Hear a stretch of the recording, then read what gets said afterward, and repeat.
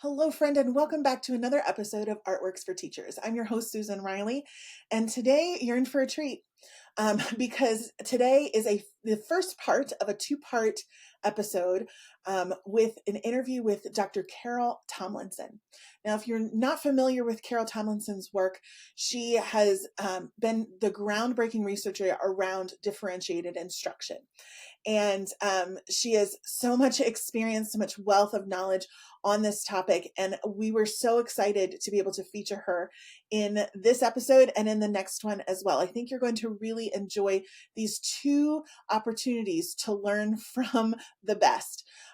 Honestly, as I was going through this interview, first of all, I was super nervous because I've used a lot of her work in my own for arts integration, and it makes such a wonderful pairing, but also because she just is like the godmother of this topic. And I have such a reverence for the work that she has done, but also for the person that she is. And I think you're going to see this revealed as I introduce her to you, from her stories to her insights, to her belief around the humanization of education.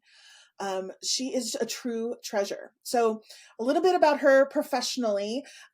Carol Tomlinson is the William Clay Parrish Jr. Professor Emeritus at the University of Virginia. During her career at UVA, she served as Chair of Educational Leadership, Foundations, and Policy Department, and co-director of the university's Institutes on Academic Diversity. Prior to joining the faculty at UVA, she was a teacher in public schools for 21 years, where she's taught students in high school, preschool, and middle school, and administered district programs for struggling and advanced learners. She was Virginia's Teacher of the Year in 1974. So now that we've kind of gotten that out of the way, I can't wait for you to listen. Part one is honestly a mini masterclass in differentiation. And then our next episode, part two, is where we're going to talk about the misconceptions about differentiation. And I can't wait for you to dig into both. Her stories, just everything about this episode, I think is going to be so, so valuable. So without further ado, here's Carol. All right. Well, welcome, Carol Tomlinson, to the show. I'm so excited to have you with us today. I am excited to be with you. I appreciate the opportunity to talk with some of your followers. Wonderful, wonderful. So, not that this is going to apply to many people, but in case people are not aware of who you are and your work thus far, can you give us just a big overview of your work around differentiation and assessment, and perhaps even what you're focusing on now? Okay, that's a very long story, and I'll try not to do the long version, but I grew up without any sense of who I might be, what the world had to offer. But when anybody asked what I was going to do when I grew up, which everybody does when you're a kid, my answer was the same every time: I'll never be a teacher. And the reason for that was that my mom was a teacher in the school that I was in sixth grade, after we had moved from a place where I felt very secure to this place I never wanted to go. And it was evident I was too shy to be bad, so it wasn't any fun in there. But she'd say something at dinner that let me know somebody had said something to her about me. And I just hated every second of it. And so that was my career path, not being a teacher. And of course, life is perverse. And so my first real job was being a teacher by accident. I applied for a job at the end of the first marking period in the public schools because the job that I had was going to make me dead before I was very old, and accepted it and went to the place to teach, and actually was taken to the classroom door where I was supposed to teach by the assistant principal, who said to the man who opened the door, "Mr. Milton, this is your replacement, you're fired." And that's kind of how I felt too. Oh, no. And the kids were, it really looked like some bad movie that couldn't even be believed. They were so awful. They were high school kids. And the only thought I could have all day was, he would have gone home, Mr. Milton would have, but he was in a carpool and it was not his day to drive, so he couldn't get there. School was in the middle of nowhere. And so he was stuck, and he said, "Well, if they think you can do better than I can, why don't you come up here and teach them?" And I did find enough voice to say I had been told I could observe for a day before I started, so I thought I'd go sit in the back. And all I could think of all day was, I don't need a job this badly. Mm-hmm. I couldn't do any planning. I couldn't get unstuck. That was it. And I was a poor teacher that year. I didn't major in education. I had no preparation other than sitting in classes as a clueless learner, and was a pretty bad teacher. But my instincts kicked in, and I was fascinated by the prospects of learning about those kids and trying to figure the whole thing out and seeing if there was something you could do with them that made them feel more human in the room. And so we actually, on the whole, except for a really abysmal teacher, especially the condition they were all in when I got there, we had a pretty good year. And so that started the game, and I moved from that high school where I had no readiness to teach to directing a preschool where I had even more less readiness to teach, and was in a very multicultural setting in Arlington, Virginia. We started with a license for, I don't know, maybe 45 kids, and we started with 3 and had the 45 by 3 months down the pike. It was a place where many immigrants were coming, and once again, there were so many things I didn't know, but the trust of those parents and the openness of the kids and the innovativeness of the kids in helping one another more than I knew how to help them nailed me again. My second vow was if I ever did teach, which I would not, it would most certainly not be in a middle school, and that was because I was so miserable as a middle school kid. I just didn't want to watch the agony for the rest of my life. And of course, my third job was in a middle school, and I stayed there for 21 years and had found my briar patch. It was exactly where I should have been. And there, in the first 2 settings, certainly saw kids' differences, but I had no model in my life, no image for teachers trying to understand kids and do something that worked for them. So it took me till this third setting, and a little guy who came up to me about here, you can't see, but I'm pretty tall. And he whispered something to me, but it was during the class change, and I had no clue what he was trying to say. So after the third try, I did get what he was trying to say, and he was saying to me, I can't read. He was 15. He was coming into my class for the first time a month late, and he didn't know the whole alphabet. And I had the same sense, I think, that many teachers do. I don't know how to do this. I don't know how to teach reading. I don't have materials for him. What am I going to do with the other kids while I'm trying to help him? How do I grade the kid? But walking back into the classroom with him, I had this really strong sense that he had just demonstrated massive courage by saying to me what he said. And I thought, I don't know what I'm doing, but I can't let him down. And in the process of sort of breaking the barrier there of thinking everything was whole class stuff, I learned many more things about many more students, all of whom needed me too. And so at that point, we were in a middle school with a hugely bimodal population, a big chunk of kids scoring way above grade level and a big chunk at a pre-primer or first grade level. And we had to figure out how to do something rather than teach the whole class. It was just a disaster every time we did that. So some of my fellow teachers and I spent a really lot of time over the next 20 years trying to figure that out, and loved it, loved what we were doing. We could see the results when it worked. We could see the results when it didn't work. And it was so great to work with that pack of teachers. So I stayed there for 21 years, and at the end of that time, appropriate to the rest of my pattern, I ended up going to the university to teach with no idea of what any of that meant, and started all over being totally stupid again. And it just happened, well, not happened, it wasn't an accident. I didn't go there to work with a thing called differentiation. In fact, we didn't call it that even in the middle school. We didn't have a name for it. We called it by the name of the subject we were teaching. But my colleagues at the university were doing research, and of course, although I had no clue how you did it, I was expected to do that too. And so we began doing research in differentiation and conducting institutes on it, and that became sort of a way of life. And that life, of course, let me, I understood and learned from firsthand experience with kids for over 20 years, which is the best. It's really the best. Mm-hmm. But at the university, I was expected to dig down and understand research, vertically and horizontally, and so I did that, and that added a lot. And just been kind of going at it like that ever since, so that we don't do the whole program with what my sort of warped history. Well, but I gotta tell you, I mean, what an amazing story and unfolding, and I so resonate with that because My dad was an entrepreneur. I swore I would never be an entrepreneur. I was never going to start a business. I wanted the steady paycheck, and I didn't want, and what did I become? I ended up Uh-huh. becoming an entrepreneur. Yeah, great. Good for you. Right, with a very different, a totally different mindset and background than my dad, but it's still, it's funny how life just kind of Yeah, takes you to where you really are meant to be, I think. yeah. And so, and we have all benefited so much from your work. I know when we focused on arts integration in schools and working with students with lots of different modalities, differentiation is the key. It is the thing that unlocks that learning for so many of students, because one size doesn't fit all. You know, we don't wear a one size fit all t-shirt, and neither do kids. So um, I am so grateful for the work that you've done over the years, and being able to try it out. Like your philosophy of being able to work with this and develop it with students and teachers and kind of figure it out while you're going along is very similar to how I worked with arts integration for many years with teachers. Hmm. So Yeah. so many similarities along that pathway. I'm wondering for people, and here's what's amazing to me: it's differentiation is still new to many teachers that I Hmm. work with.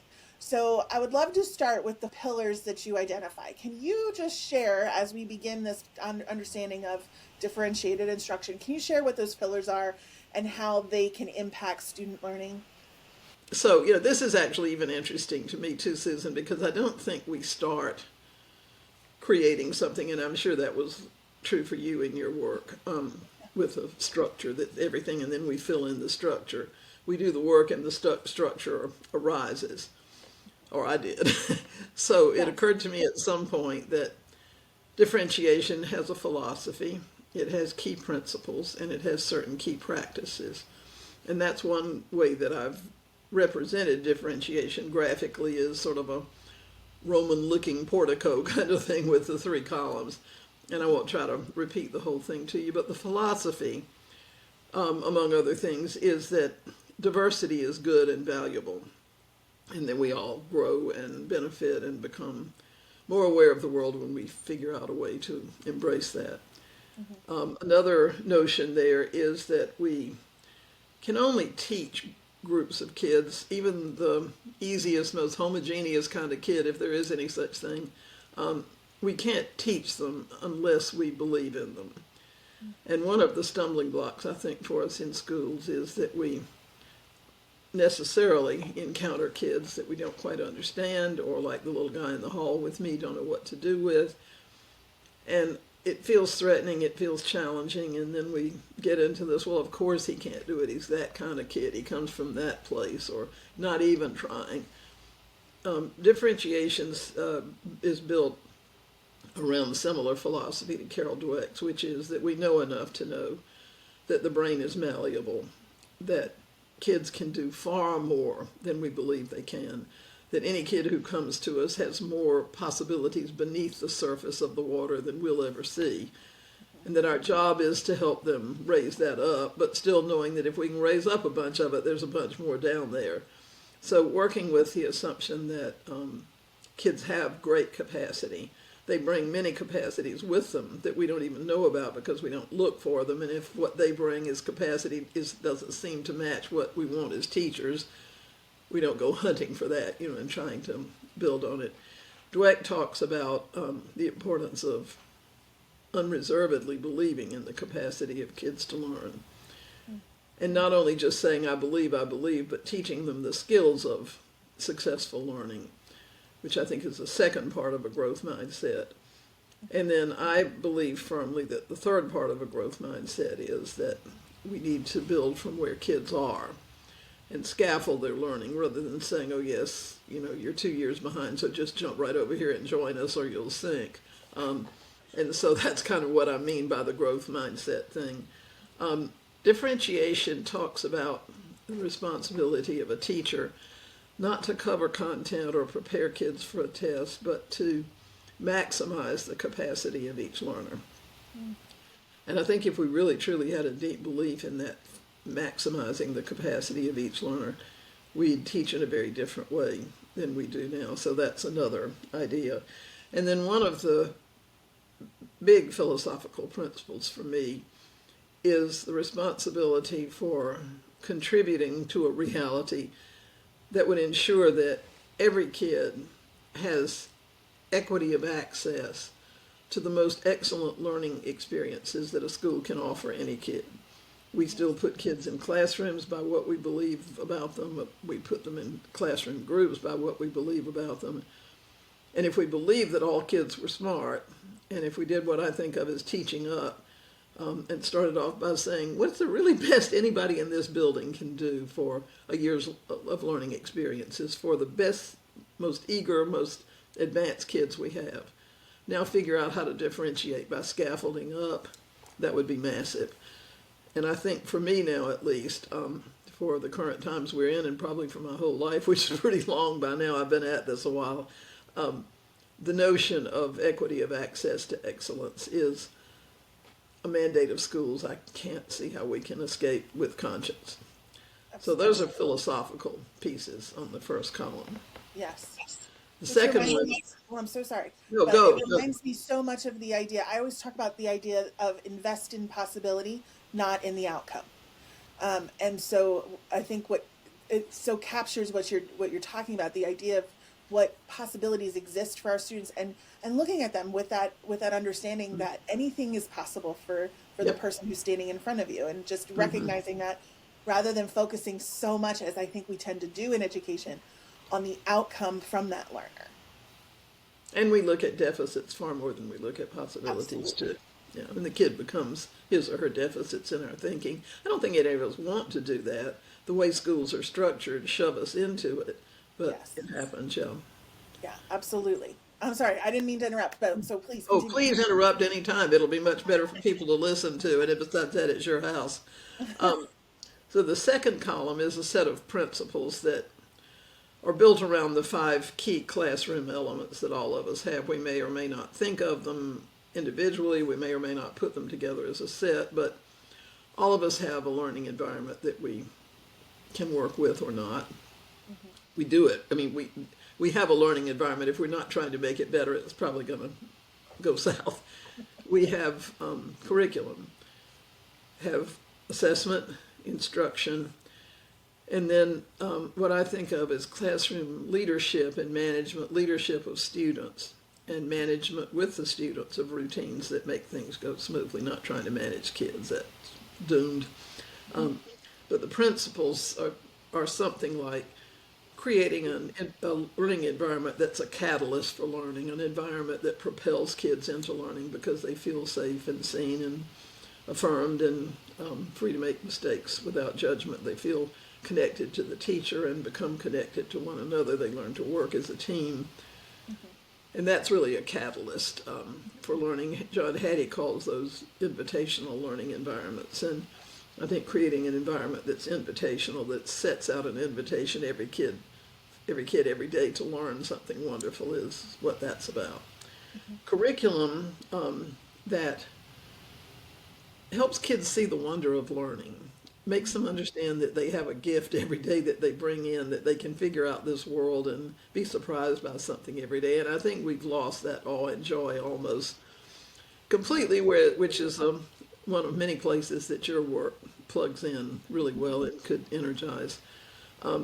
So curriculum that has very clear learning targets, that's designed to engage kids, and the learning targets have to be known and understood equally by the teacher and the student. Designing the work to engage kids. Focusing on student understanding, not memorization and regurgitation. That's doomed as far as the way the brain's architecture is. Yes. And teaching up. Again, planning first for kids who are not only ready to go but going and excited about learning, and trying to keep them excited, and then differentiating up instead of down. That's part of that middle thing. And the third one is some key practices. Among those are trying to understand students well enough to address their readiness levels, their interests, and many different approaches to learning that they can opt to have. Another one is choosing instructional strategies, not because we went to a conference and learned a strategy, but both because it meets the needs of the kids and the content of the moment, And another one is teaching a respectful task, meaning that if we want to dignify kids, if we want the environment to be invitational, we can't give some kids tasks that look like teachers' pet work and having other kids work on worksheets for 12 years, which happens. Um, and then the final one, flexible grouping, making sure that kids are active with one another all the time, but not creating groups that signify bluebirds, buzzards, and wombats, and having those within the classroom or outside the classroom, but a whole spectrum of grouping possibilities that kids have and encounter many times a day in their work. So that's sort of those pillars, and that's more about pillars than you wanted to know. It's good there's not a fourth one. No, I'm telling you, this is like a mini master class for me. I'm starting to put all these pieces together, which is fantastic, in a way that I haven't before. So as I'm listening to you, and I'm also thinking about what I've been hearing from teachers, as I'm sure you have over the last several years. And I can immediately hear in the back of my head these teachers who are like, how do I have time for this now? Kids are different since COVID. Does this even still apply? What would be your answer to that? To whether it still applies. Yeah, or all of it. Like, how do I find time for it? What is does this apply to the students of today? Like, what is that? All of that. Yeah. So let's uh, um, leave aside the how do I find time to do it for the minute. But I think my experience has been always in teaching that when I find kids who are the most unlovable, they're the ones who need love the most. And kids who life's together, we're cool, I'm doing just fine, I love life, it's going on, people like me, I like them, the world is good. Probably don't need quite as much differentiation, but I'm still of the opinion that even the most advanced kids, very few of them, know how to advance themselves as fully as they might want to. They need the coach, like the football team does or the soccer team, to help them move into an arena that they don't know and understand yet. And right now, I think what we're seeing is particularly well suited to differentiation, assuming that there's some things that aren't, which I doubt if I believe. But differentiation is very much about dignifying kids and humanizing a classroom and helping kids humanize one another and trying really to make kids, to give kids the opportunity to become the best person they can be. And so when you find kids who are frightened, anxious, at sea, angry with themselves, with the world around them, feeling lost and alone in social media and not knowing how to get out of it, still traumatized from COVID, and in settings where it has become the holy grail that I'm supposed to cover a certain amount of curriculum, stuff it in them, give them a test, and life will be fine if they all do okay, which isn't going to happen under those circumstances. Kids are in a bad place. The world is in a bad place right now.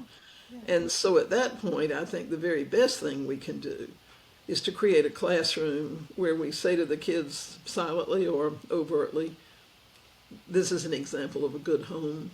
Let's be at home together. Let's figure out what that means and treat one another in the way that helps us feel at home and helps every one of us do better than we could if we weren't together working in here. It calls for a teacher who has a deep respect for kids and treats them with respect, who wants to dignify them every day, who models that for the class, because kids begin to see that and they sort of follow suit, in a way. And when they don't, you do what you do with any young person and say to yourself, we can do better than this. Let's figure out how, and keep going back with it again. I think there's so many things happening now that are really new territory for us, and some of them are, controversial. The AI stuff, which I think excites kids and terrifies them. It excites and terrifies me. Yeah. Social media, which have given us many things and taken away many things. Economics, the world state, the state of politics. And for me, all of those things are contributors to kids' angst, not the least of which is that growing up is really hard. It's never been easy. And so I don't know why we would think that they're not going to come back someday without, it's just in total peace. Life is good. If everything's going to, it's not going to happen. And I think the goals of differentiation and the way we go about it and the things that we suggest that teachers consider. You tell me that a kid comes in every day and is supposed to get really excited about math or art or anything else when they feel like a failure every time they start to work with it, or when when their friends are not friends or belittling them, or when they're uncertain about what's happening at home, or when assessment feels like judgment every time it happens. The ways that we have been encouraged to teach and almost mandated to teach make them more anxious rather than less, and less likely to become who they could be. So in my opinion, differentiation is more needed in more places by more students and teachers than it has ever been. Oh, I 100% agree. And I think what you said was so powerful about make this your home and what does that look like, and let's create a safe environment together around that idea. The implementation of that can look so different for so many people, and it's again very similar to the philosophy of arts integration that it can look different, but it's that homing idea of a community and of respect and having that go both ways. Um, Staying on this track though, and this is a question I don't think that we've talked about, but I'm thinking about this. What about um, teachers who come back and say, I can't do this because my administrator says that I have to teach this content and I have to do this test, and what you're saying sounds great, but I'm under this mandate. How do we work around that? Well, that's a question that's a really hard one to give an answer to, and certainly one to give an easy or satisfactory answer. So I'll start with the less satisfactory ones and try to improve. Many people are where they are, bound geographically, no choices about whether to shift gears or. But if you're in a school where you feel demeaned and unappreciated and boxed into something that feels wrong to you most of the time, I advised my graduate students and some teachers that I taught with to find a place that didn't feel that way.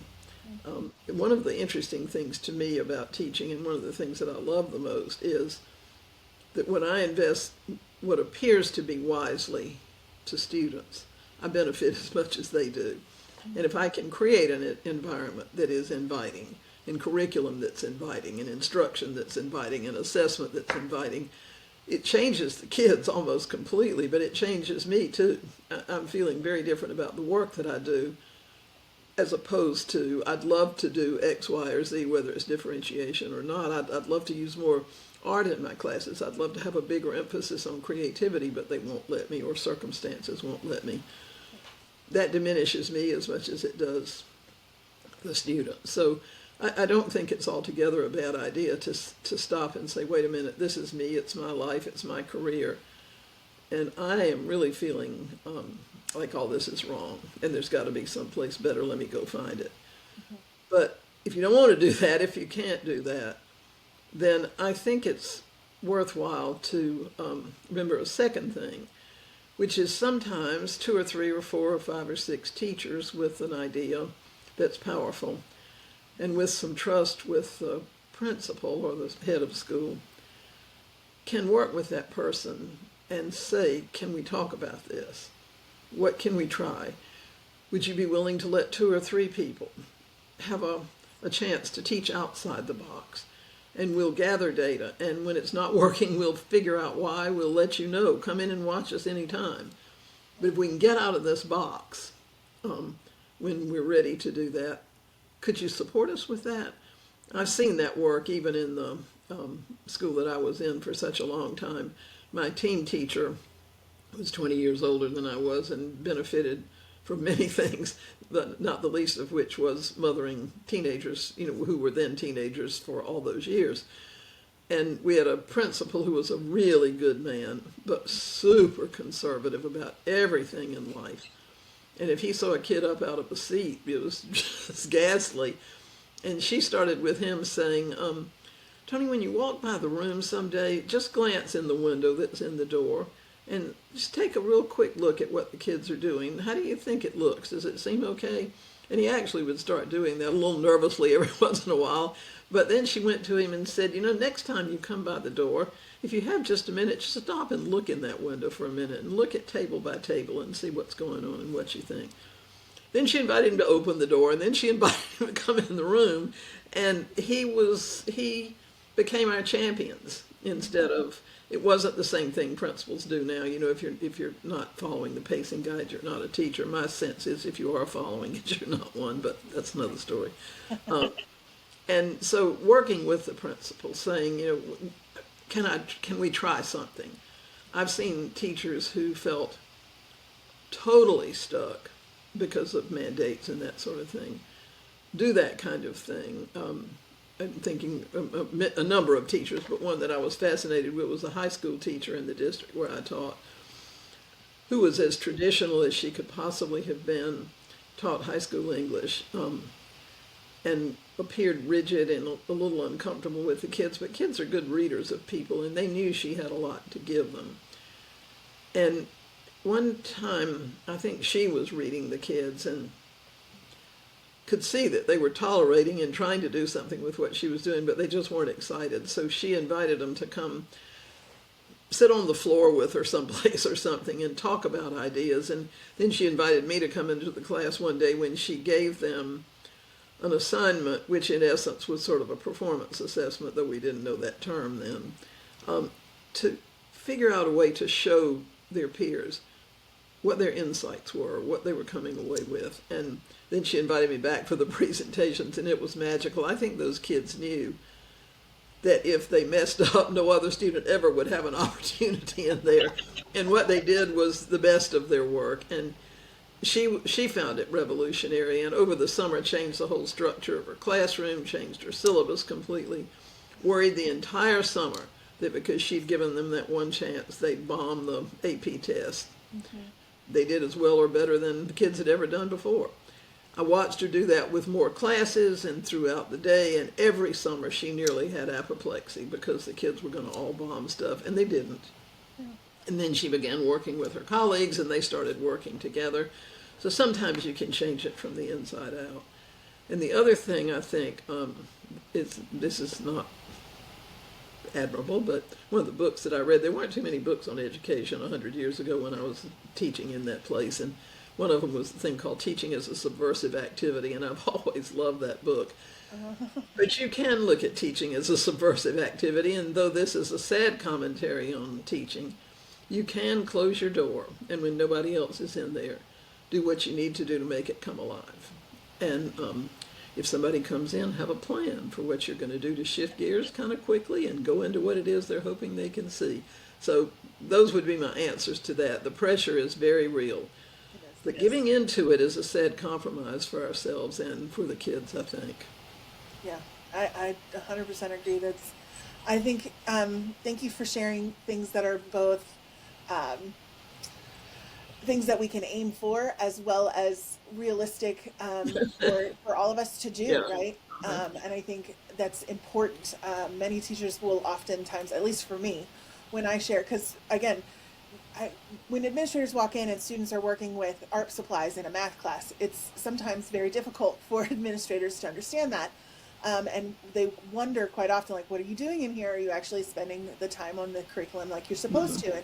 And often when I tell teachers similar advice, unless it's something that they can truly do for themselves, even if they start with the realistic and then move towards trying things a little bit at a time, unless we provide them with that, sometimes it's dismissive that I can't do that because you don't know my situation. So I appreciate that you provided a scaffolded way that we could each approach that.